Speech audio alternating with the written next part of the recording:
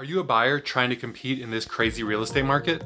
Stay tuned to this video to find out some tips you can use to help you win your deal.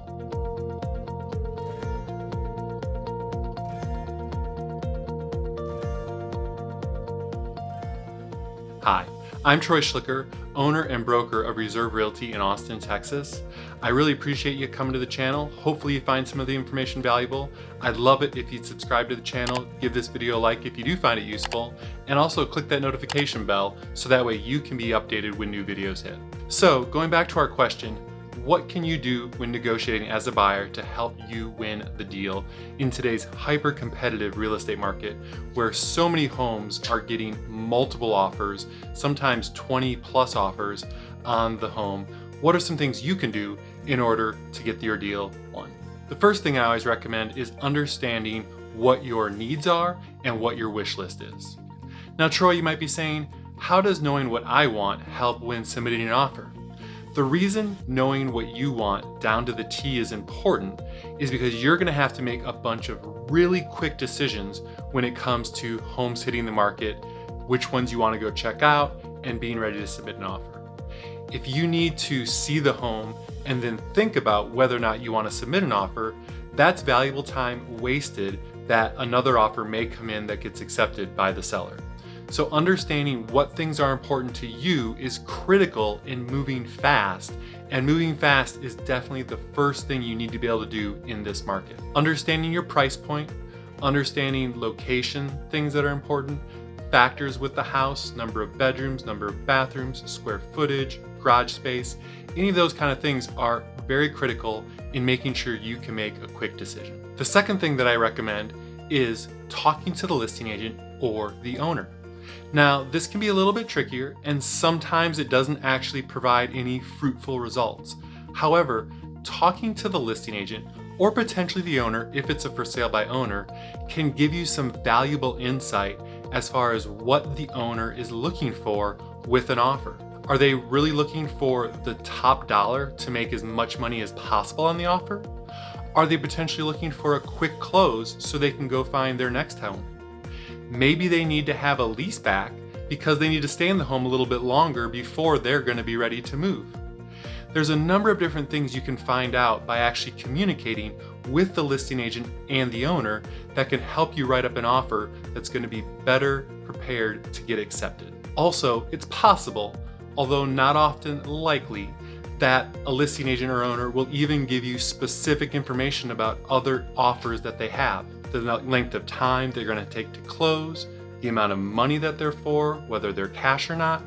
Again, this doesn't happen in every transaction, but it happens frequently enough that it's always worth asking to see what kind of information you can get. Assuming you haven't been able to talk to the listing agent or owner, or you have and they really didn't provide much information about what was important to the seller, it's important to have an idea of what homes are actually selling for in the market and in the neighborhood. This is especially important in certain states like Texas, which is a non-disclosure state, because the final sales price is not recorded anywhere. And so when you see a home listed for say $500,000, that doesn't mean that that's what it sold for. It very well went for over $500,000, but how much? And so if you're using information that only shows list price of other homes in the market, you're not going to know how much over list price you may have to go in order to win that deal. For example, here in Austin, in a number of neighborhoods, we were seeing homes go for roughly 20% over list price. That means if you saw a home that was listed at $700,000, you could expect your offer to need to be in the $850,000 range if you wanted to win the deal. Knowing this information is critical to make sure you're in the ballpark of having your deal taken seriously. That being said, price isn't always the most important factor. For some sellers, having a cash buyer is critical because they know that those deals will close quicker and have less trouble through the process since they don't need to get approved for a mortgage. It's also important when submitting your offer to make sure some of the smaller details are looked at every bit as closely as the sales price. Things like an appraisal waiver may be necessary when home prices have been increasing at such an accelerated rate. Looking at the other closing costs can be important too. In Texas, it's pretty common for the seller to generally pay the owner's title policy. However, by offering to pay that as the buyer, you can save the seller usually in the neighborhood of $2,000 to $5,000, which can be something that will tip the scales in your favor. Understanding all those fine points, along with the total sales price, is important to make sure your offer stands out compared to the other offers the seller is looking at. It's also critical to have all your documentation pulled together. This is so you can put in an offer as quickly as possible, as we're seeing many instances where a home comes on the market and is under contract within 24 hours. If you don't either have a pre-approval already prepared with how much you can qualify for, and or your documents showing how much you could pay for in cash, you're going to want to get those together beforehand so you're not scrambling at the 11th hour and risk missing out on being able to even present your offer to the sellers. Oftentimes, the seller will have many offers that are very similar on face value.